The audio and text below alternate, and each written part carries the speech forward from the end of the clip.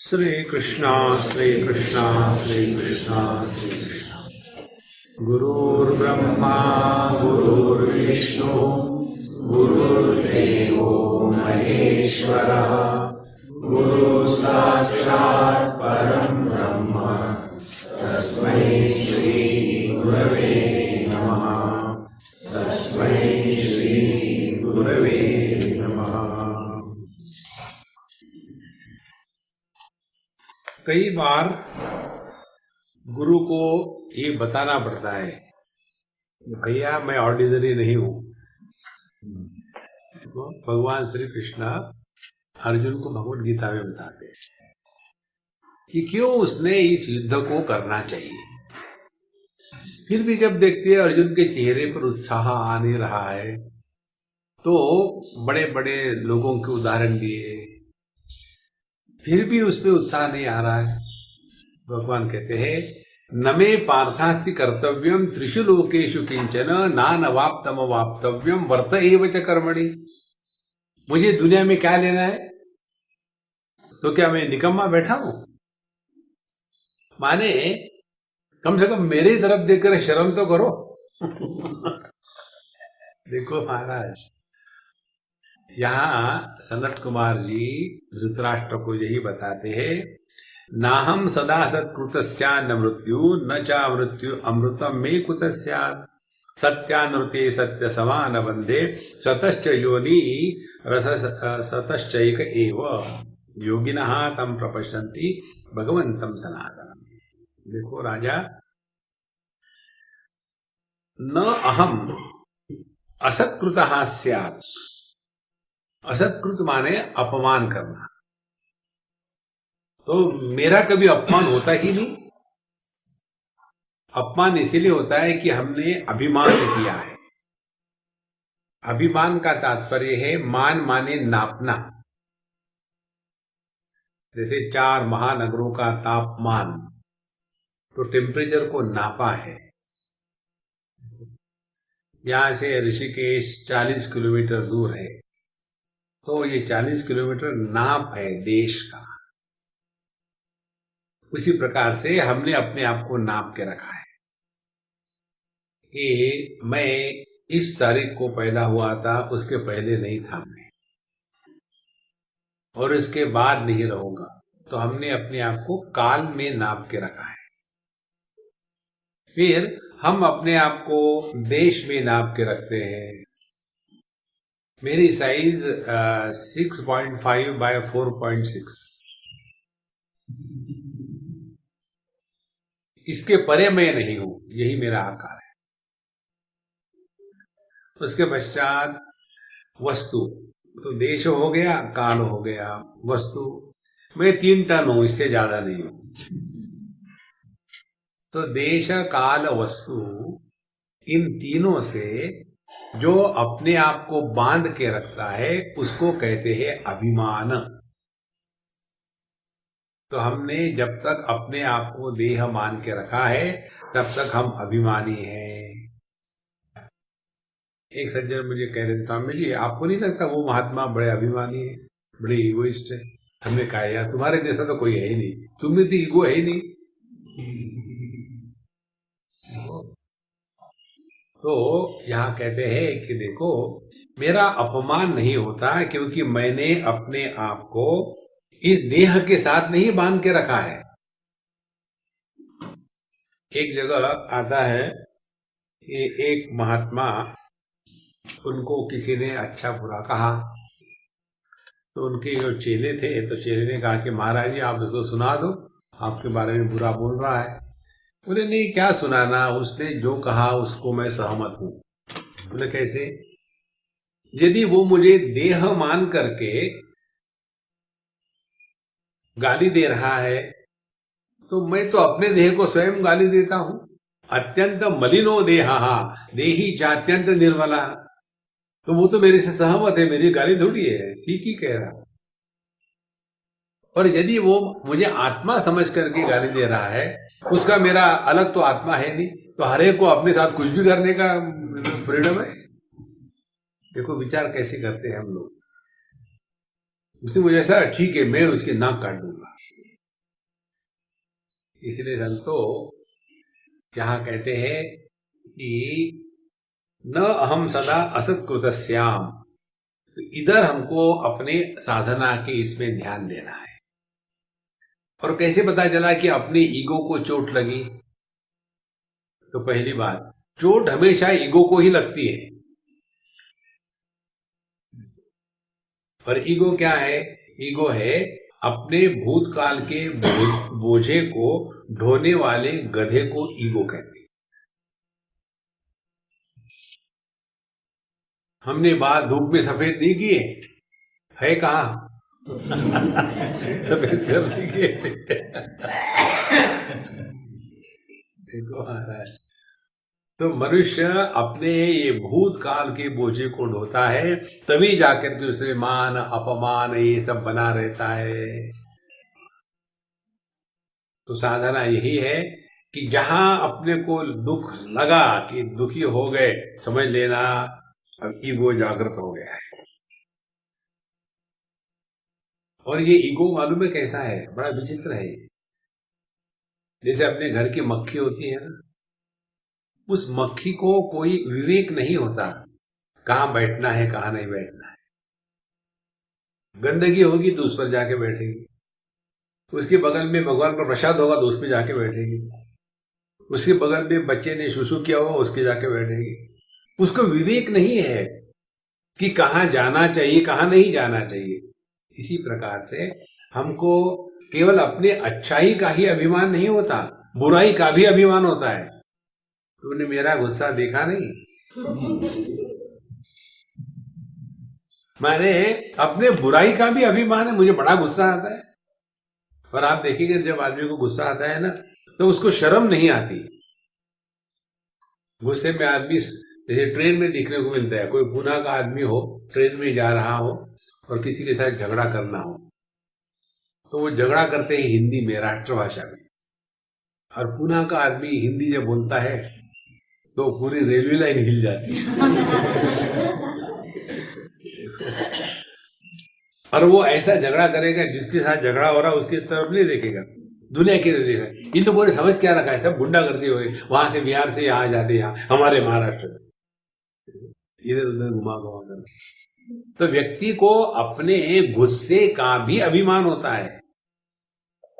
देखो संतो, इसीलिए इसका एक ही नाम तोल है, जहां हम दुखी हो गए ईगो जागृत हो गया। ये सिद्धांत है। तो साधना क्या होगी? मौज में रहो। एक बार प्रेमपुरी आश्रम में मुझे किसी स्पेशल फंक्शन के लिए बुलाया था। वैसे तो मैं हमेशा ही जाता हूँ वहां नियम के सत्संग के लिए। तो स्वामी जी जरा स्पेशल आप आ जाना। ठीक है, इस पर बोले मौज में रहो। बोले आपको दूसरा कुछ नहीं आता क्या? हाँ ठीक है, इस समय दूसरा बोलेगा। और उस समय गए, हमने सबको इतना दुखी कर दिया। 15 मिनट के बाद जिन्होंने मुझे कहा था कि महाराज जी आप अपने लाइन पर आ जाइए। देखो संतो, आप कोई भी ग्रंथ ले लो, इन सब का तात्पर्य केवल मौज में रहने में। भगवान का नाम लेते क्या दुखी होने के लिए? एक आदमी खाना खाता है कि इसलिए दुखी होने के लिए? भले दुखी हो, दैट्स अ डिफरेंट इशू।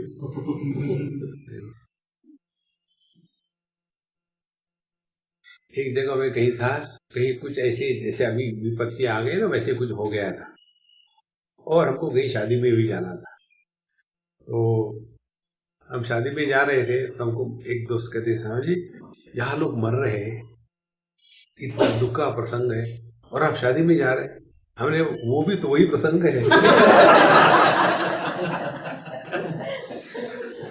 वो कौन सा आनंद का दुख है बेचारा। धीरे धीरे ये बात जब समझ में आती है ना, तो भगवान की दुनिया में सब बढ़िया चल रहा है।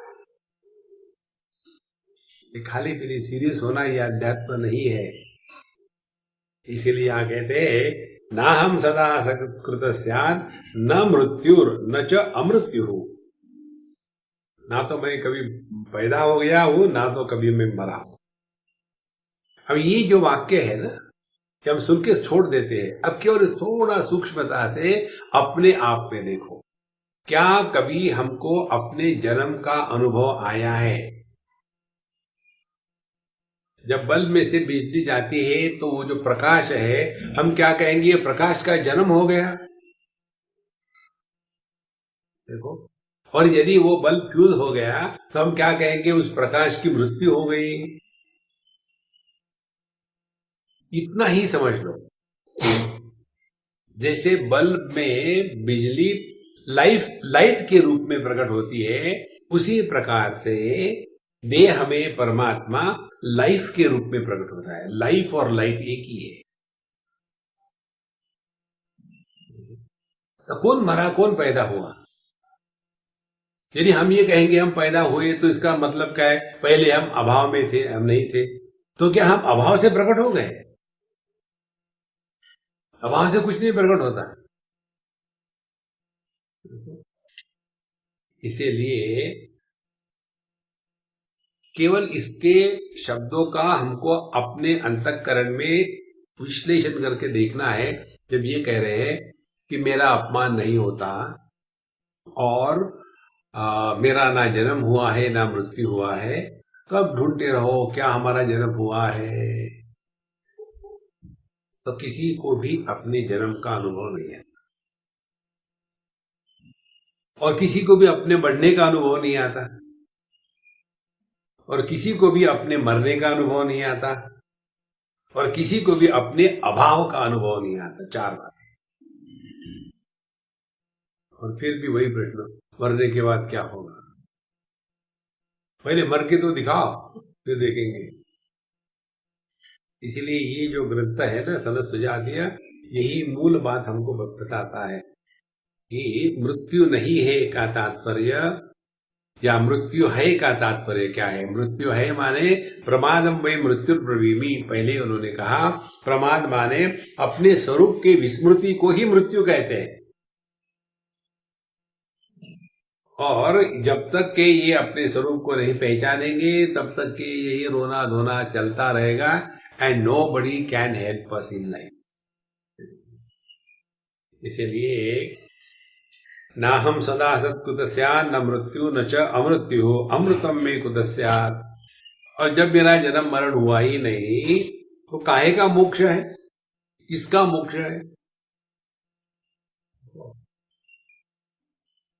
जैसे एक सज्जन हमको कहते हैं कि भाई हमको नरक में नहीं जाना, और हम उनको कहते हैं नरक में मत जाना, कोई जरूरत नहीं, लेकिन हमने पाप किए हैं, बड़े दुखी है, बड़े फ्रस्ट्रेटेड है, डर लग रहा है।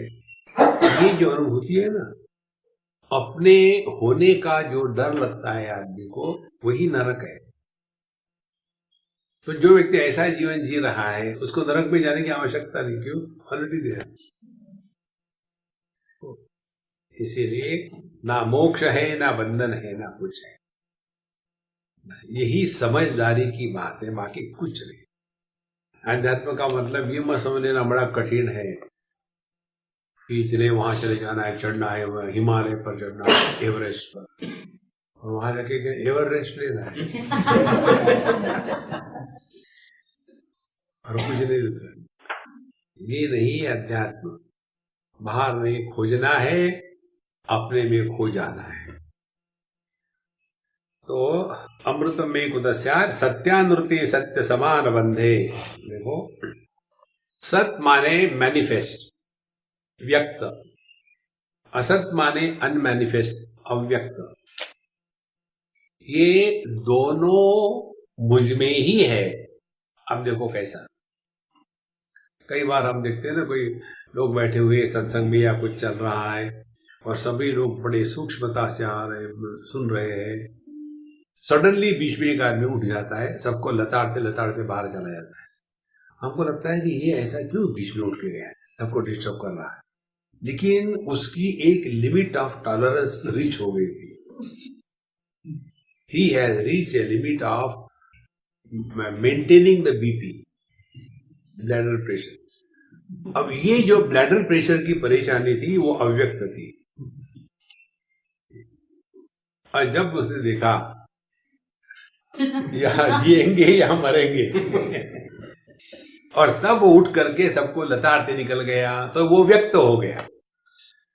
तो अव्यक्त और व्यक्त, और हर एक व्यक्त के पीछे अव्यक्त होता है, अभाव नहीं होता। समुद्र में जो लहरें हैं वो अभाव नहीं होती, अव्यक्त होती। इसी प्रकार से यह संपूर्ण जगत दो भागों में है, व्यक्त और अव्यक्त। व्यक्त जगत वो है जहां अनात्म भाव को प्राधान्य दिया जाता है, वो व्यक्त जगत है। हमारी इतनी बीवियां हैं, इतने बच्चे हैं, इतना कारोबार चल रहा है, इतने पैसे हैं, ये व्यक्त जगत। अव्यक्त जगत, हम बड़े अनफॉर्चुनेट है, 2 ही बीवियां मिली, 2 और नहीं मिली, अव्यक्त जगत। तो जगत के 2 भाग है, एक जगत के वस्तु व्यक्तियों की उपलब्धि और दूसरा उस उपलब्धि के कारण सुख दुख के अनुभूत करने वाला मैं। यहाँ कहते हैं कि संपूर्ण जगत के व्यक्त अव्यक्त जगत का मैं ही एक आधार हूँ, और इसी मैं को योगीजन आत्मभाव से पहचान। देखो, रोज हम जो सोते हैं उस समय कैसे सोते हैं इधर ध्यान देना, और जब जगते हैं तो कैसे जगते तब ध्यान देना। ये 2 समय थोड़ा सावधानी से रहने तो आपको सब जो अज्ञान की ग्रंथियां हैं, गांठें खुल जाएगी। हम सोते कैसे है, पहले सब दुनियादारी छोड़ दी, जो जहां है वहां ठीक है, आप डिस्टर्ब मत करना। उसके पश्चात फिर हमने जितने भी व्यक्तित्व थे, पति, भाई, बहन, पिता, पुत्र, उन सबको अपने जगह छोड़ दिया। फिर कमरे में आके बैठे, दरवाजे खिड़की बंद कर ली और फिर लेट गए। लेट जाने के पश्चात फिर अब एकमात्र जप चल रहा है, I want to sleep, I want to sleep, I want to sleep. जब तक ये आई और वॉन्ट है तब तक स्लीप प्रारंभ नहीं हुई। जहां ये आई और वॉन्ट निकल गया, स्लीप प्रारंभ हो गई। ये सोने की प्रक्रिया है। अब यही प्रक्रिया ध्यान की है। तो जब हम बैठते ध्यान के लिए तो पहले क्या करना चाहिए, सबकी ममता ताग बटोरी। देखो महाराज, हम मेडिटेशन के लिए बैठते हैं मां बन करके, तो मां बन करके बैठेगी और बच्चे का दूध गर्म हो रहा है। देखो संतो, तो पहली बात ये है, ध्यान के लिए बैठो तो सब जगह से उपरत हो गए, बैठ लिए। और फिर पहली बात प्रसन्नता, remain ever cheerful. A frustrated person can not sit for meditation. ठीक है, बैठ ले, जल्दी जल्दी खत्म कर डालो। कोई मेडिटेशन होता है? देखो, जीवन में जो भी कार्य आप प्रसन्नता से करो ना, उसमें सफलता मिलती है। रामचरितमानस में आता है, जब जब भगवान राम चल पड़े तो उनके बारे में तुलसीदास लिखते हैं, हर्षि उर लाए। भगवान राम जब चल पड़े तो हर्षि उर लाए, अपने हृदय में प्रसन्नता के साथ चलो घूमने निकल दे। अच्छा, फिर वापस कब आऊं मैं? 14 साल की बैठ। देखो संतो, प्रसन्नता के साथ ध्यान के लिए बैठे। दूसरी समस्या आती है डर की। ये डर की आपको एक बात बताए, सोने का डर कैसे होता है। ये हुआ था हरियाणा में, मैं किसी के घर था। पहली जो मिनिस्ट्री थी सेंट्रल की, उनके एक कोई मिनिस्टर थे, मिस्टर भार्गव करके, उनके घर में था। बड़ी पुरानी कोठी। तो उनकी जो दादी माँ या परदादी माँ थी, वो अपनी बिल्कुल सुखड़ी सुखड़ी ऐसी। तो उनका जो पोता या ग्रैंड पोता था, तो रोज सुबह जाकर के उसका नियम, दादी माँ को उठा, मम्मी दादी माँ उठो ना, कब तक सोती रहोगी? फिर वो कहेगी, अच्छा बेटा सुबह हो गई, ठीक है मैं उठती हूँ, अब तुम जाओ, मैं उठती हूँ। और वो खींचेगा उसको, फिर वो बैठेगी। नियम उसका रोज का नियम। एक दिन उसने ऐसा किया, दादी माँ उठो ना, खींचा अपने तरफ, तो ऐसे पलटी खाई उसने और उसके डेंजर गिर गए क्योंकि वो मर गई थी। अब मरने के पश्चात अब ये बोले देखो मम्मी दादी माँ के दांत गिर गए, क्या हो गया, देखो उठती नहीं, बोलती नहीं। तो तुरंत पता चल गया मर गई है। अब उसको बताया कि नहीं अब नहीं उठेगी, ये मर गई है करके। अब उसके मन में डर बैठ गया, सोने से आदमी मरता है, तो उसने सोना बंद कर दिया। तो फिर बोले स्वामी जब क्या करे, डॉक्टर का बिल्कुल मत लेना, उसको नींद की गोली देंगे और सब सत्यानाश कर देंगे। फिर हमने कहा उसको मेरे साथ भेज दो। उन्हीं के घर में हमने कहा देखो मैंने खाना खाया ना, अब मैं सोता हूँ, तू देखना मैं सो रहा हूँ, मैं मरूंगा नहीं जगूंगा, सोने से कोई नहीं मरता। तो फिर मैं खाना खा के लेट गया और वो मुझे देख रहा, अब स्वामी मरेंगे, अब स्वामी मरेंगे। और 1 घंटे के बाद मैं एक बढ़िया खर्राटे मार करके चल गया। स्वामी जी आप मरे कैसे नहीं? हमने कहा भैया देखो सोने से कोई मरता नहीं। फिर दादी माँ का देखो, दादी माँ सोने से नहीं मरी, मर के वो सोई थी। अच्छा। जिसके मन में डर है वो जीवन में कुछ नहीं कर सकता। 2 प्रकार के लोग होते हैं, एक तो सिक्योरिटी में जीने वाले और दूसरे लोग होते हैं जो हिम्मत वाले होते हैं। जो सिक्योरिटी वाले होते हैं उनके जीवन का लक्ष्य क्या होता है, एक नौकरी मिल जाए गवर्नमेंट की, सिक्योरिटी आ गई, फिर भगवान भी नहीं उठा सकता सिक्योरिटी। और दूसरे वो होते हैं हिम्मत वाले। एक हमारे मित्र है कोयम्बतूर में, उनका लड़का टीसीएस में था, टाटा कंसल्टेंसी सर्विसेज, बहुत ही एक्स्ट्रॉर्डिनरी इंटेलिजेंट, और उसको वहां जॉब दे दिया उन्होंने। और उसके पिताजी को किडनी की प्रॉब्लम, तो डायलिसिस होता था। तो उसने कहा कि भाई मुझे तो अपने बाप की सेवा करनी है, या आपका रेसिग्नेशन दे दो, मुझे छोड़ दो। बोले नहीं आपको रेसिग्नेशन देने की जरूरत नहीं, आपको जब तक जाना है जाओ, आपको पूरी तनख्वाह मिलेगी। बोले पता नहीं कितना समय, बोले 1 साल लगे, हमको कोई फर्क नहीं पड़ता, तुम जाओ मत, छोड़ के। तो उस लड़के ने कहा क्या कहा, बोले देखो मैं फ्री में नहीं लूंगा आपका पैसा, आप रखो अपना, मैं पिताजी की सेवा होने के पश्चात जो होगा देखा जाएगा। इसको कहते हैं हिम्मत। और फिर वो अपने पिताजी की सेवा के लिए आ गया, किडनी का ट्रांसप्लांट जो कुछ हो गया।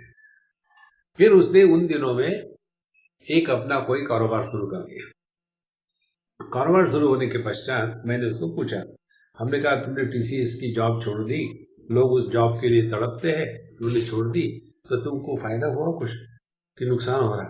बोले समझ में, पहले ही महीने में मैंने सब कुछ कमा लिया, मस्त। देखो नायम आत्मा बलहीने न लड्व्या, जो डरपोक कायर है, हिम्मत वाले नहीं है, जो कोई किसी प्रकार के रिस्क लेने को तैयार नहीं है, उसको परमात्मा नहीं मिलता। देखो ये जो सिक्योरिटी है ना, उसमें आदमी भोग प्रधान होता है, योग प्रधान नहीं होता। इसलिए एक बहुत बड़ा साधना का पक्ष है कि हम सिक्योरिटी ना रखें, निकल पड़ो। जितनी ज्यादा सिक्योरिटी उतना हमारा ईश्वर पर विश्वास कम।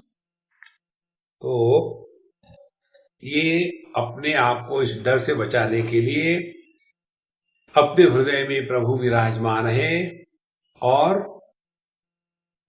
गुरु महाराज हमको अंदर से ही मार्गदर्शन कर रहे हैं, और भगवान हमारी रक्षा कर रहे हैं। तो सन्नता से आए, अब डर निकल गया। तीसरी बात, ये जो मैं है इसको मिटा देना है। ध्यान माने शुद्ध वर्तमान में रहना। हम वर्तमान में क्यों नहीं रहते? क्योंकि भूतकाल का भूत चढ़ा हुआ है। तो ये भूतकाल के भूत को हटाने का जो तरीका है उसको कहते हैं कि start playing that I am nobody.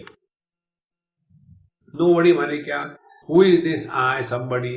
Somebody is nothing but the total load of the past, उसको कहते समबड़ी। और जब समबड़ी होगा तो कोई ना कोई विचार आते रहेंगे, और as a somebody we want to stop thinking, it can never happen. देखो,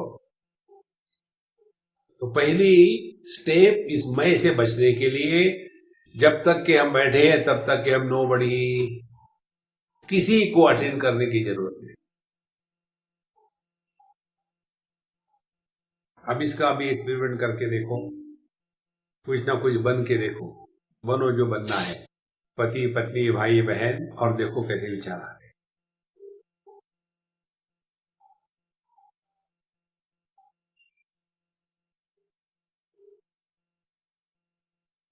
अब नोबडी बन करके रहो, यू आर नोबडी। पति नहीं, पत्नी नहीं, भाई नहीं, बहन नहीं, अमीर नहीं, गरीब नहीं, पढ़ा लिखा नहीं, अनपढ़ नहीं, कुछ भी नहीं।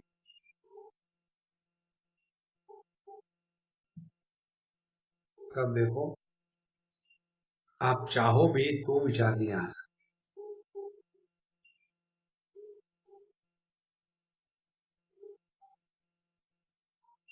तो तीन बातें हो गई। हम प्रसन्न हैं, हृदय में परमात्मा और गुरु महाराज है। तीसरी बात, हम नोबडी है। अब चौथी बात जिसके कारण हम दुनिया में भटकते हैं, वो ये है कि संकल्पों का तांता बना रहता है। संकल्प हमेशा भविष्य को लेकर के होते हैं। तो क्या संकल्प होते हैं? मेडिटेशन के बाद ऐसा करेंगे, जाएंगे, कपड़े धोएंगे, हाथ धूप निकला है, सामान तो है ही, पानी की तो चक्कर है ही, ये पानी ठंडा कर है। लेकिन कल तक सोने के लिए मेडिटेशन में कपड़े धोए।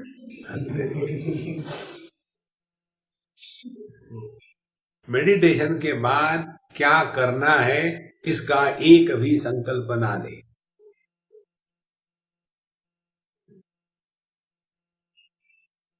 तो दो बातें हो गई।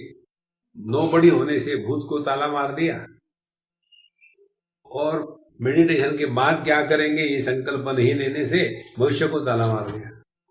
अब कहां बचे हो? केवल वर्तमान। अब वर्तमान में हमारी परिस्थिति ये है कि हमारा मन तुलना करने में लग जाता है, कंपैरिजन करने में। उस दिन का मेडिटेशन बड़ा अच्छा हो गया, सॉलिड मेडिटेशन। आज अभी तो जम नहीं रहा। ये जो कंपैरिजन होता है ना, ये कंपैरिजन ही मन को जिंदा रखता है। हमको ये ध्यान के क्षेत्र में इस मन को वर्तमान में ला करके चैतन्य में मिला देना है, सोना नहीं। सोना और ध्यान, उसमें इतना ही फर्क है कि नींद में सभी हमारे जितने संस्कार हैं वो बने रहते हैं, और ध्यान में हमारे संस्कार मिटने की प्रक्रिया शुरू हो जाती है। तो फिर हम वर्तमान में हैं। अब जिस वर्तमान में भूत भविष्य नहीं होता, वो वर्तमान काल नहीं होता, वो वर्तमान अनुभव होता है। Just the presence and not the present tense. और फिर पता चलता है कि इस शुद्ध भान से ही ये संपूर्ण जगत, अच्छे बुरे अनुभव, अच्छा बुरा व्यक्तित्व, जगत की लाभ हानि, ये प्रकट हो गई, और फिर ये वापस वही चली जाती है। यही हम लोगों ने राम नाम के इसमें सीखने का प्रयत्न किया। जब हम भगवान का नाम लेते हैं, हरि ओम, आप देखेंगे आपको आपके हृदय में, आध्यात्मिक हृदय में ऐसे वाइब्रेशन, स्पंदन अनुभव होंगे। हरि ओम।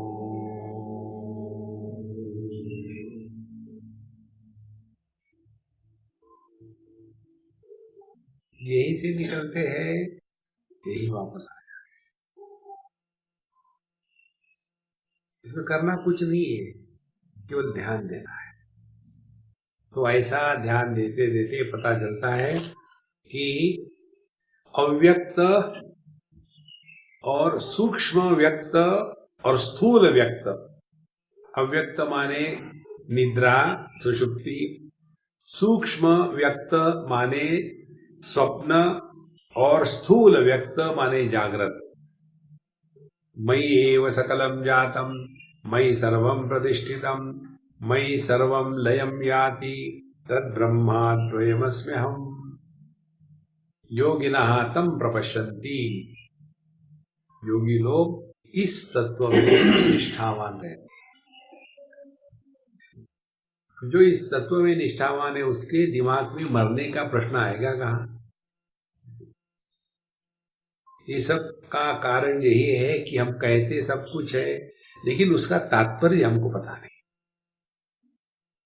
जैसे ये भगवान के भगत होते हैं, ये भगत लोग कहेंगे देखो पिछले हमारे कोई सत्कर्म सत्पुण्य जो है उभर आए और हमको साधु संतों के दर्शन हो गए।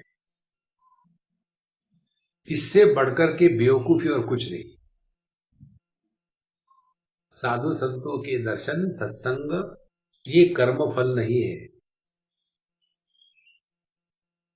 कर्म के दो ही फल है, पाप का दुख और पुण्य का सुख।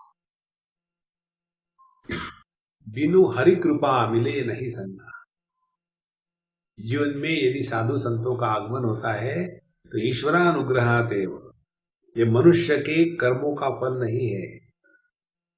तो यदि हम भक्ति का मार्ग चल रहे हैं और फिर भी कर्म की बात करते हैं तो हमसे हमारे जैसे कोई बेवकूफ नहीं है। भगवान का भगत जो है वो कर्म को उसने डिलीट कर दिया है। वो कर्म कहाँ कर रहा है? यद्यत् कर्म करोमि तत्तद् अखिलम शंभो तमाराधना। वो कर्म नहीं करता, वो आराधना कर रहा है। देखो, और आराधना क्या होती है कि जिसमें कर्म करने वाला गायब हो जाता है, वो आराधना। इसीलिए कोई अपने को कहे कि हम भक्ति का मार्ग चल रहे हैं लेकिन फिर भी पता नहीं क्या हमारे पाप थे, इनसे शादी हो गई, तो आपने भक्ति का मार्ग लिया ही नहीं। देखो, भगवान का भक्त कर्म के सिद्धांत उस पर लागू नहीं होते।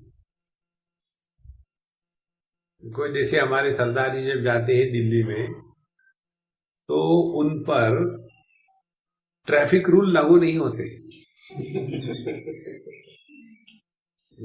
सरदार होने के कारण ये हो सकता है, तो भक्त है।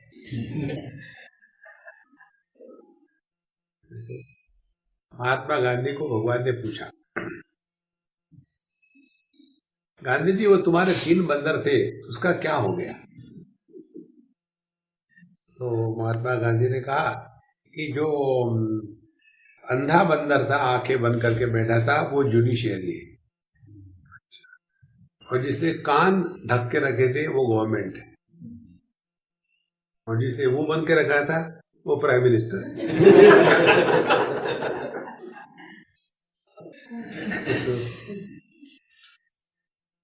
तो इसी दुनिया में ऐसे फंसे हैं। तो यदि आप ज्ञान का मार्ग लोगे तो उसमें कर्तृत्वाभिमान समाप्त हो जाता है। यदि भक्ति का मार्ग लोगे तो वहां भी वही हाल है, क्योंकि भगवान का भक्त कर्म नहीं करता। अब जब कर्म नहीं करेंगे तो कर्म फल कहाँ होगा? कर्म फल नहीं होगा तो जन्म मरण का चक्कर कहाँ होगा? तो जैसे जैसे ये सूक्ष्मता बढ़ती है ना चिंतन की, तब ये शब्दों के अर्थ हृदय में प्रकट होते हैं। तो सतश्च योनि असतश्च एकहा एव। जो सूक्ष्म है और जो व्यक्त है, जो अव्यक्त है, जो अभिव्यक्त है, इन सब की योनि एक ही है। ये सब का सब उस एक ही तत्व से प्रकट हुआ है। इधर देखो कितनी सिंपल बात है। इंद्रियों के माध्यम से हम दुनिया के विषय को देख रहे हैं, वहां से समेट लो तो इंद्रियों में आ गए, इंद्रियों से समेट लो तो मन में आ गए, मन से समेट लो तो चैतन्य में आ। तो ये कैसे हो रहा है कि जैसे ये एंटीना होता है ना, ये एंटीने के जैसा ऐसा बाहर आया, फिर ऐसा अंदर गया।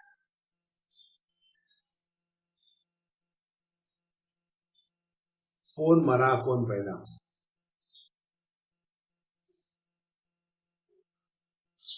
इसीलिए जब हम भगवान की प्रार्थना करते हैं, भगवान मेरी मृत्यु से बचाओ, भगवान का एक्सक्यूज भी, मृत्यु क्या होती है?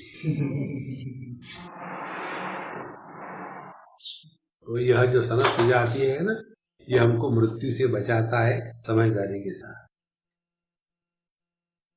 अन्यथा इस ग्रंथ के अध्ययन का कोई तात्पर्य नहीं। योगिनः तं प्रपश्यन्ति भगवन्तं सनातनम् न साधुना नोत असाधुना वा समानमेतद् दृश्यते मानुषेषु समानमेतद् अमृतस्य विद्यात् एवं युक्तो मधु तद्वै परिप्सेत् योगिनस्तं प्रपश्यन्ति भगवन्तं सनातनम्। भगवद गीता के 5वें अध्याय में भगवान कर्म का उपदेश करने के बाद एक महत्व की बात बताते हैं। जो भी हम कर्म करते हैं उसकी आवश्यकता भगवान को नहीं है।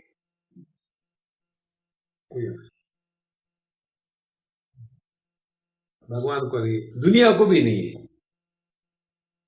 जब हम नहीं थे तो दुनिया में किस चीज की कमी थी, और जब हम चले जाएंगे तो कोई फर्क नहीं पड़ने वाला।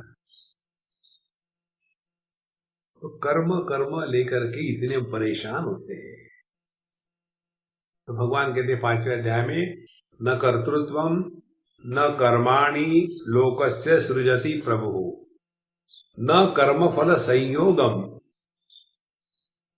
स्वभावस्तु प्रवर्तते। मैं ना तो किसी के कर्म निर्माण करता हूं, ना तो कर्तृत्वाभिमान मेरी क्रिएशन है, ना तो अच्छे कर्मों का अच्छा फल, बुरे कर्मों का बुरा फल, ये भी मैं नहीं करता हूं।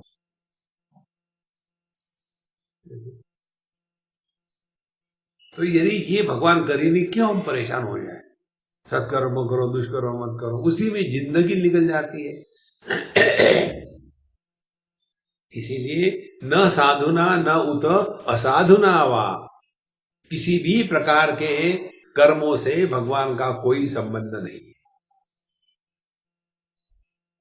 जो व्यक्ति किसी का भला करता है और अन्य व्यक्ति किसी को मार देता है, दोनों में वही तो परमात्मा है। ऐसे नहीं कि जिसमें किसी को अच्छा किया तो उसमें अच्छा परमात्मा है, और जैसे गुड तालिबान बैड तालिबान, ऐसे नहीं होता। परमात्मा सबके लिए समान है। इसलिए समान न साधुना न उत साधुना वा समानमेतद् दृश्यते मानुषेषु। इसलिए किसी के कर्मों को देख करके यदि हमने उसका आदर या तिरस्कार किया तो अभी हम ये द्वैत के साम्राज्य से निकलने को तैयार नहीं। एक बार की बात है, कम से कम 15-20 साल पहले की हुई। हम अम्मा जी के आश्रम में गए थे। वहां हम नारद भक्ति सूत्र का चिंतन कर रहे थे। हो गया कि तुम्हारा नारद भक्ति सूत्र? तो उसका चल रहा था। तो एक सज्जन अभी फिर मिले समय गया था, वो थोड़ा जरा डिरेल हो गए। तो वहां जब गए तो नमस्कार चमत्कार हुआ। मेरे स्वामी जी, मुझे आपसे बात करनी है पर्सनल। बोले मैं किसी को मिलता नहीं, यहाँ बोलना है बोलो। तो सबके सामने मुझे अच्छा नहीं लगता, फिर मत बोलो, मुझे सुनने की इच्छा है, लेकिन मुझे बताना है। मैं क्या करूं, मैं सुनूंगा नहीं। तो फिर वो भी पक्के दूसरे दिन इतने 3-4 पन्ने पर लिखा दिया। तो उनको बता था, मैं फाड़ के फेंक देता हूँ। बोले हाँ जी प्लीज इसको पढ़ना, आपको कसम है भगवान की। बहुत रो रहे बूढ़ा हो। हाँ ठीक है मैं पढ़ूंगा। और पढ़ा, उसमें क्या लिखा था कि ये लिखा था, मैंने ये किया, मैंने वो किया, मैंने ऐसा किया, मैंने वैसा किया, मैंने इनका भला किया, उनका बुरा किया, 3 शादियां की, किसी तीनों पत्नियों को नहीं बताया कि मेरी शादी है हुई, तीनों से भरे बच्चे पैदा हो गए। अब मैं कभी यहाँ जाता हूँ और एक दिन किसी को पता चल गया और उसके बाद तीनों ने मेरी हमला बोल दिया, अब मैं अकेला हो गया हूँ, अब मैं क्या करूँ? एक और शादी कर लो, जो 3 शादी कर सकता है 4थी कर लो, और क्या। मैंने किया, ये किया, वो किया, अब किसने बताया था? पता नहीं, भगवान ने मेरे साथ ऐसा अन्याय क्यों किया। अब भगवान ने कहा अन्याय किया है? तुमने भगवान के साथ अन्याय किया। देखो, ये जब तक के दिमाग में कर्म का बोझा है ना, और ये कर्म का बोझा क्या होता है? कुछ ना कुछ करना है। इसीलिए ध्यान से सुनना, जिस व्यक्ति को इस जगत में कुछ करना है उसके पास आप जाओ तो वो पहले अपने काम के लिए आपका उपयोग करेगा, और जिसको दुनिया में कुछ करना ही नहीं है वही आपको सत्य बताएगा। देखो समझ, इसीलिए यह जो करने का रोग है, ये करने का रोग स्पष्ट बताता है कि हमने अपने आप को देह मान के रखा है, जीव मान के रखा है। तो यहाँ जब भगवान कहते हैं न साधुना न उत असाधुना वा समानमेतत्, अच्छे कर्म बुरे कर्म इससे कोई मतलब नहीं, कर्म कर्म ही होते हैं। ज्ञानाग्नि सर्वकर्माणम भस्मसात् कुरुते तथा। 4थे अध्याय में भगवान 12 प्रकार के यज्ञों की बात करते हैं, और उन 12 प्रकार के यज्ञों का जो सार है वो बताते हैं। ब्रह्मार्पणम ब्रह्महवि ब्रह्माग्नो ब्रह्मणाहुतम ब्रह्मैव तेन गंतव्यम ब्रह्म कर्म समाधिना। ये सभी यज्ञों का सार है, और ये सार बताने के लिए कहते हैं श्रेयान द्रव्यमयान यज्ञ ज्ञान यज्ञ परंतप सर्वम कर्माखिलम पार्थ ज्ञाने परिसमाप्यते। तो जो असली यज्ञ है वो ज्ञान यज्ञ है, और इस ज्ञान के अग्नि में हमारी जो गलत धारणाएं हैं उन धारणाओं की आहुति डाल करके अपने स्वरूप को पहचानना, तब ही जाकर के सब कर्मों का समापन हो जाता है। नहीं तो पूरा जीवन इसी में लगा हुआ है, ये करना वो करना, ऐसे करने वैसे करना। तो समानमेतद् दृश्यते मानुषेषु, सब में एक ही तत्व है, उधर हमको ध्यान देना है। समानमेतद् अमृतस्य विद्यात्, इसीलिए दुनिया को जब देखो तो क्या देख रहे हैं? ध्यान से सुनना, ये सिद्धांत हमने आपको कई बार बताया है। मनुष्य जगत को वही देखता है जो उसने स्वयं को समझा है, ये सिद्धांत है। एक बार अमेरिका में ये जो अपने इंडियन लोग थे, लेडीज लोग, ये अंग्रेजों में वेस्टर्न थिंकिंग में स्त्री पुरुष जिसका बहुत भयानक रोग है, ये वो रोग अपने यहाँ भी आ रहा है। तो वो वहाँ की जो अपनी इंडियन लेडी थी एनआरआई, उन्होंने एक ग्रुप बनाया, और ग्रुप बना करके मुझे बुलाया उद्घाटन करने। ग्रुप का नाम क्या था? हाँ,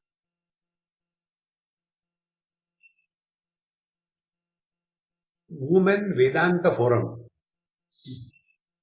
वुमेन वेदांत फोरम, हाँ, हम यहाँ केवल लेडीज के लिए वेदांत रखना चाहते हैं। हमने कहा कि तुम यार मजाक कम क्या करो। वेदांत लेडीज को जेंट्स को एड्रेस नहीं करता। और दूसरी बात, लेडीज का फोरम में मुझे बुलाया। कोई लेडी मिली नहीं क्या? देखो, तो जिसने अपने आप को देह मान के रखा है वो दुनिया को क्या देखेगा कि दुनिया में स्त्री है पुरुष है। जिसने अपने आप को कोई ब्राह्मण क्षत्रिय वैश्य शूद्र मान के रखा है वो दुनिया को उसके अनुसार देखेगा। किसी ने अपने आप को अमीर मान के रखा है तो कहेगा दुनिया में 2 प्रकार के लोग हैं, अमीर और गरीब। तो दुनिया का दर्शन वैसे ही होता है जैसा हमने अपने आप को पहचाना है। तो ये जो सज्जन है उनकी बात जो बता रहा था मैं अभी जब गया था, तो बिल्कुल पागल के जैसे रहते हैं। अब उनकी वन ऑफ द 3 वाइफ्स वो भी वहीं रहती है, पति पत्नी रहते वैसे ही है। अब कहाँ जाएंगे, दोनों बूढ़े हो गए और दोनों में एक ही रोग है, डाउट। अब वो हो गई कोई 70-80 साल की और ये बूढ़ा उतने ही साल के ऑलमोस्ट, और डाउट करते हैं। तू वहां दुकान में गई थी, तू उससे बात क्यों कर रही थी? आपने भी तो उससे बात करी थी। बूढ़ा वो दोनों हाथ में लोटा लेकर के भूल गए किस लिए निकले थे। अच्छा लोटा की, अरे मैं भूल गया घर में रखने का। देखो महाराज, इसीलिए इन सब चक्कर से अपने आप को बचाना है तो बचाने का तात्पर्य दुनिया से हटाओ अपने दृष्टि को, अपने में ले आओ। तो जब ये बात समझ में आएगी तो पहली बात क्या होगी, हमने जो अपने को समझा है उसको ठीक करने का प्रयत्न करें। तो हमने अपने आप को अमीर गरीब समझा है तो वो उपाधि का त्याग कर दें। स्त्री पुरुष समझे हैं तो देह की उपाधि का त्याग कर दे। पति पत्नी भाई बहन सास बहू समझे हैं तो उस उपाधि का त्याग कर दे। और ऐसा त्याग करते करते ऐसे स्थान पर पहुंचते हैं जिसका त्याग नहीं हो सकता। अहेयम अनुपादेय, जिसका त्याग नहीं होता वही अपना स्वरूप है। और जिसने इस दृष्टि से दुनिया को देखा है उसको इस दुनिया में परमात्मा के सिवा कुछ नजर आ ही नहीं सकता। और ऐसे साधु संत लोगों का भला नहीं करते, उनके होने मात्र से भला हो जाता है। असली साधु संत वो है जो ऑर्गेनाइज गुडनेस नहीं होता, वो एनजीओ का काम है। Organize goodness is NGO's job, non godly organization. एक वहां पूरे वर्ल्ड में एक साल्वेशन आर्मी करके, क्रिश्चियनों की साल्वेशन आर्मी, उसमें इतना सारा सामान इकट्ठा करते हैं। अभी जैसे ऑस्ट्रेलिया की मैं एक रिपोर्ट पढ़ रहा था, वहां कम से कम 1.5-2 लाख ये चैरिटेबल ऑर्गेनाइजेशन है, 1.5-2 लाख। और जब ये सुनामी हुआ था तो $350 मिलियन उन्होंने इकट्ठे किए थे। और उसका क्या हुआ, कैसे हुआ, कब हुआ, छोड़ो। तो दिखाने के लिए थोड़ा बहुत सुनामी के लिए 20-25 मिलियन डॉलर जो है उसका दिखा दिया, और बाकी का बहुत बड़ी बिल्डिंग बनाई, क्वार्टर्स बनाए, नई कारें खरीदी, उनके लिए तो कर रहे हैं। Because wherever there is organise goodness it is an effort, let goodness happen. देखो सब, और इसीलिए ऑर्गेनाइज जो भी काम होता है उसमें गड़बड़ी जरूर होगी कभी ना कभी, और भगवान यही तो करते हैं। एक बार हम गए थे अपने मानस सरोवर और कैलाश। जब हम जा रहे थे, अकेले थे, आगे पीछे लोग बिखर गए थे, तो हमको शिवजी पार्वती मिले। शिवजी बड़े परेशान थे। तो अम्मा ने कहा कि क्यों परेशान हो? बोले मैं परेशान इसलिए हूँ कि आजकल देख रहा हूँ बम्बई के लोग बहुत आ रहे हैं यहाँ यात्रा करने के लिए। जितने भी ये तीर्थ यात्रा की, विशेष करके ये कैलाश मानस की यात्रा के लिए जाते हैं ना, उसमें सबसे ज्यादा बम्बई के होते हैं, दूसरा दिल्ली के होते हैं, तीसरा कलकत्ते के होते हैं। तो आजकल बहुत सारे लोग आ रहे हैं। ये सभी के सभी यदि आध्यात्मिक बन जाएंगे तो दुनिया कैसी चलेगी? दुनिया के लिए दोनों चाहिए, इसीलिए मैं परेशान हूँ। हमारे कहा तुम फिक्र मत करो, मैं उनके अंदर में एक वायरस कर देती हूँ, तो तुम क्या करोगी? बोले आपको क्या फर्क पड़ेगा, काम हो जाएगा ना आपका। बोले मुझे बताओ तो सही। बोले देखो ये जरा डिफिकल्ट बात है समझने की, इसको कहते हैं वायरस। बोले वायरस क्या होता है? तो देखो, एक होता है बायोलॉजिकल वायरस H1N1, दूसरा होता है लॉजिकल वायरस जो कंप्यूटर में होता है, तीसरा होता है इलॉजिकल वायरस। ये क्या होता है, उनके दिमाग में मैं कीड़ा भर दूंगी कि चलो हम लोग एक संस्था बनाते हैं और जिस संस्था में दुनिया का भला करेंगे। अब दुनिया का भला हो ना हो, इनका सत्यानाश डेफिनेटली होगा और वहां फिर संसार शुरू हो जाएगा। सेक्रेटरी कौन, प्रेसिडेंट कौन, फिर उसके इलेक्शन होंगे और वोटिंग होगा। ये जितने भी ये क्लब होते हैं ना, Lions club, tiger club, buffalo club,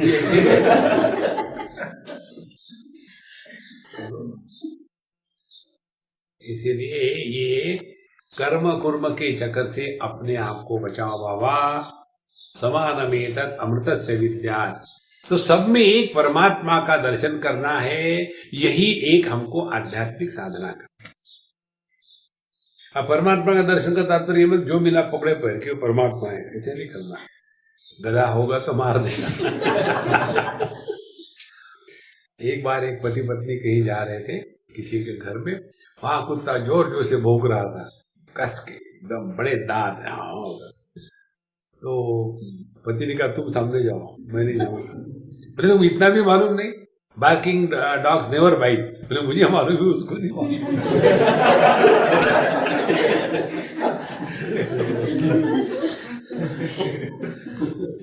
ये दुनिया है। इसलिए समानमेतत् अमृतस्य विद्यात्, सब में जो एक परमात्मा है उसी की तरफ देखे। हम देखो, इसी की तरफ देखने का तात्पर्य भगवद गीता में जो बताया है, आत्मौपम्येन सर्वत्र समम पश्यति अर्जुन। जैसा हम अपने साथ व्यवहार करते हैं वैसा सबके साथ व्यवहार हो। हम अपने साथ कैसे व्यवहार करते हैं, जब कोई अच्छी बात हो गई हो या होने वाली हो तो हम अपने खुशी में सबको शामिल करना चाहते हैं। भाई मेरी शादी हो रही, जरूर आना यार, पहली बार है, जरूर आना। क्योंकि खुशी है। और यदि डाइवोर्स हो रहा है तो अच्छा वही लिस्ट निकालना। और फिर चिट्ठी लिखते कि we are pleased to inform you that we are decided to separate. No, तो हम अपने खुशी को सब में बांटना चाहते हैं ताकि सब खुश हो जाए, और जीवन में दुख आए तो हम लोगों से सहानुभूति या हेल्पिंग हैंड चाहते हैं। इसी प्रकार से जो व्यक्ति सभी की खुशी में खुश होता है और जो व्यक्ति किसी के दुख को देख करके दुखी नहीं होता, उसके दुख के निवारण का प्रयत्न करता है। नहीं तो गणित ऐसा हो गया, वो खुश है तो हम खुश है, वो दुखी तो हम दुखी है। नहीं, दिल्ली की बात है, एक हमारे मित्र थे, नहीं रहे दोनों अभी, महाजन उनका नाम था, और अपने हिमाचल प्रदेश के रहने वाले, पालमपुर के। गोल मार्केट में रहते थे। उन दिनों में गोल मार्केट में छोटे छोटे मकान थे, आज तो बहुत बड़े बड़े बिल्डिंग। हम उनके हमेशा जाते थे। तो एक बार मुझे पता चला कि उनकी पत्नी मर गई। दोनों हमसे बहुत प्यार करते। तो मुझे पता चला तो मैंने कहा कि पापा मैं अभी तो नहीं आ सकता, आ जाऊंगा बाद में। तो मैं 15 दिन के बाद मिलने गया। वहां जाने के बाद चाय पानी, खाना, समोसा, पकौड़ा सब कुछ खाया, सब बातें हो गई। गवर्नमेंट कैसी खराब है, हम लोग कैसे अच्छे हो गए। वो सब होने के पश्चात जब निकले तो मुझे कहते हैं कि आप असली स्वामी हो। देखियो क्या गलती होगी मेरे से। बोले जितने भी लोग आए यहाँ मुझे मिलने के लिए, बोल बोल के जब तक मुझे नहीं रुलाते तब तक कि उनको अच्छा नहीं लगता, और जब मैं रो देता हूँ तब उनको हाँ अपना आने का कार्य सफल हो गया। आप आए लेकिन मेरे पत्नी के मृत्यु के बारे में एक भी शब्द नहीं बोला, मुझे रिमाइंड भी नहीं किया, मुझे रुलाया भी नहीं, इसीलिए आप महात्मा हैं। आपने ऐसा क्यों किया? हमने कहा देखो सच सच बात ये, मुझे क्या मालूम कि पत्नी का मृत्यु होने से आप दुखी हो कि देखो मालूम हो तो जरूर है, कोई जरूरी है कि पत्नी का मृत्यु होने से पति दुखी होता है? कोई जरूर?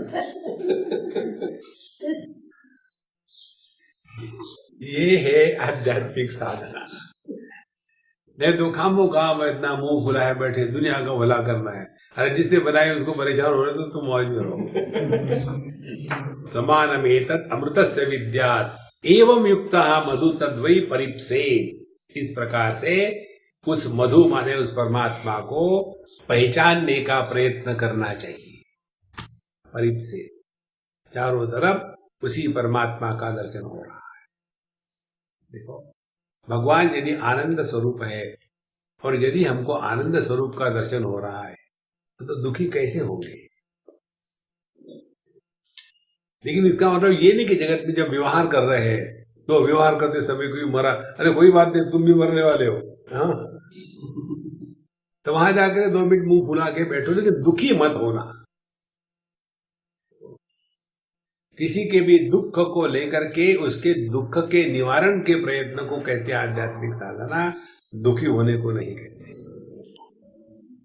तो न साधुता न तो असाधुता वा समानमेतद् दृश्यते मानुषेषु समानमेतद् अमृतस्य विद्यात् एवं युक्तो मधु तद्वै परिप्सेत्। उस आनंद को जीवन में पहचानने का प्रयत्न करें। योगिनः तं प्रपश्यन्ति भगवन्तं सनातनम। जो योगी है वो इसी परमात्मा में बने रहते हैं। प्रपश्यन्ति, पश्यन्ति माने पहले साधना है, प्रपश्यन्ति माने अब उनकी निष्ठा हो गई है। इसीलिए कोई भी ज्ञानी पुरुष आप देखेंगे कभी भी दुखी आपको नजर नहीं आएगा। और दुखी इसलिए नजर नहीं आता क्योंकि वो आनंद के समुद्र में गोते लगा रहा है। तो आनंद का अर्थ ये भी नहीं कि वो नम्ब हो गया है। किसी के दुखों को देखा, मैं क्या कर रहा हूं, ये नहीं। अन्य के दुख के प्रति जो सहानुभूति, जो प्रेम है, जो मदद है, वो करना है, लेकिन दुखी होकर के नहीं करना। बहुत बड़ी बात है। अच्छा महाराज, योगिनः तं प्रपश्यन्ति भगवन्तं सनातनम। तो योगी लोग जो है इस परमात्मा में स्थित होकर के रहते हैं। देखो, इसमें स्थित होकर के रहो तो जन्म मृत्यु ये सब जो बकवास है हमेशा के लिए मिट जाएगी। लेकिन पूरा जो दुनिया का चक्कर चल रहा है ना, इसी एक वस्तु को लेकर है जो नहीं है। मृत्यु नाम की वस्तु नहीं है, लेकिन इसी मृत्यु नाम की वस्तु को लेकर के पूरी दुनिया चल रही है। मरने के बाद क्या होगा, स्वर्ग होगा, नरक होगा, गरुड़ पुराण में क्या बताते हैं। इससे अपने आप को हटा। 3 बातें हमने आपको बताई। एक होता है धर्म का जीवन, जिसमें स्मृति ग्रंथ प्रधान है। मनुस्मृति, हरित स्मृति, आपस्तंभ स्मृति इत्यादि, to some extent Bhagavad Gita. कैसे व्यवहार में रहना है, ये धर्म की बात है। आधि भौतिक। दूसरा जीवन होता है आधि दैविक, जिसमें ये पुराणों की बातें चलती है। फिर ऐसा हो गया, वैसा हो गया, फिर ऐसा हो गया, फिर वहां जाए, फिर उधर से आए, फिर उसने शाप दे दिया। शक्ति, अनेक प्रकार की प्रक्रिया पुराणों में होता है। और फिर सिद्ध पुरुष हम चले गए थे पहाड़ों में और वहां उधर से आ गए, उन्होंने अपना हाथ का चिपटा लिया, मेरे सर को लगाया और मुझे निकल गया। ये आदि दैविक प्रक्रिया है। और फिर उसमें प्रकृति पर नियंत्रण करके भिन्न भिन्न सिद्धियों को प्रकट करना, यही हो जाता है। देखो, हमारे संत ज्ञानेश्वर के जीवन में ये प्रसंग आता है। संत ज्ञानेश्वर हो गए थे कोई 600-700 BC। तो उनके पहले माने अबाउट 1000 ईयर BC एक बड़े योगी हो गए थे, योगी, जिनका नाम चांगदेव महाराज था। बहुत जबरदस्त योगी थे, सभी सिद्धियां उनके पास। 1400 साल हो रहे। और जब उन्होंने संत ज्ञानेश्वर की बातें सुनी तो उनको लगा यह कोई डिफरेंट टाइप है, तो लिखना शुरू किया लेटर अब सवाल यह है क्या लिखूं इसको मैं, ये तो हार्डली 14 साल का लड़का है, इसको मैं क्या लिखूं। तो फिर उन्होंने सोचा चिरंजीव लिखे, नहीं तो ज्ञान में बड़ा है, उम्र में छोड़ा तो क्या करूं। फाइनली छोड़ो, खाली कागज भेज दिया, कोरा कागज था ये मन मेरा। और उसके ऊपर उन्होंने उनको तत्वमसी महावाक्य का उपदेश लिख के भेज दिया। और वो होने के पश्चात जब उन्होंने वो पढ़ा तब उनको समझ में आया कि 1400 साल मैंने खामोखामी बर्बाद की, कुछ नहीं मिला। शिष्य तो होती है अगल बगल में गुरु को चढ़ाने वाले, उनको मिलना है, बोले ऐसे मत जाना, अपने ऐश्वर्य के साथ जाना। फिर ऐश्वर्य के साथ गए, शेर के ऊपर में सवार होकर के, हाथ में सांप का चाबुक, सभी जानवर साथ साथ जा रहे हैं, कोई एक दूसरे से बैर नहीं कर रहा है। और वहां अपने ये 4 भाई बहन आराम से दातुन कर रहे थे, एक दीवार पर बैठ करके दीवार को जलाया। तो उनको समझ में आया कि जो जड़ प्रकृति को भी सचेत कर सकता है वो साधारण नहीं हो सकता। फिर उनके पास आए, नमस्कार चमत्कार मुझे उपदेश करो। बोले मैं तुमको उपदेश नहीं कर सकता, तुम्हारा गुरु वो है। उनकी जो सिस्टर थे 10 साल की मुक्ताबाई, उन्होंने उनको उपदेश किया। तो कहा 1400 साल की उम्र और कहा ये 10 साल की लड़की। और उसमें एक प्रसंग ऐसा आता है कि जब ये वो झोपड़ी में रहते थे और मुक्ताबाई 10 साल की लड़की, और जब वो उसी में नहा रही थी तो ये अंदर घुस गए। जैसे घुसे तो उन्होंने उनको नहाते हुए नग्न स्थिति में देखा। अरे बाप रे, राम राम राम राम, और पीछे मुड़ के आ गए। तो वो हंसी। बोले क्यों हंसी? बोले अभी तुम्हारा देहाध्यास कहाँ गया है? जब तुम बोले गाय को देखते हो बिना कपड़े पहने तो शर्म आती है क्या? मुझे देख के तुमको ऐसा क्यों लग रहा है? क्योंकि अभी तुम्हारा देहाध्यास खत्म नहीं हुआ है। जब तक के देहाध्यास खत्म नहीं होता तब तक के हम अध्यात्म के मार्ग पर चल रहे हैं। दिल बहलाने के लिए गालिब तैयार अच्छा है, इसको कहते हैं अध्यात्म। ये तो पूरा जीवन इसी में लगा रहता है। इसीलिए योगिनः तं प्रपश्यन्ति भगवन्तं सनातनम, नास्यादिवादा हृदयं तापयन्ति, नानधीत नाहुतम अग्निहोत्रम, मनो ब्राह्मी लघुतामादधीत, प्रज्ञां चास्मै नाम धीरा लभन्ते, योगिनः तं प्रपश्यन्ति भगवन्तं सनातनम। तो यह जो दूसरा विचार है, इस विचार को हम अगले सत्र में लेंगे। ओम पूर्णमदः पूर्णमिदं पूर्णात् पूर्णमुदच्यते, पूर्णस्य पूर्णमादाय पूर्णमेवावशिष्यते। ओम शांति शांति शांति। हरि ओम। श्री गुरुभ्यो नमः। हरि ओम।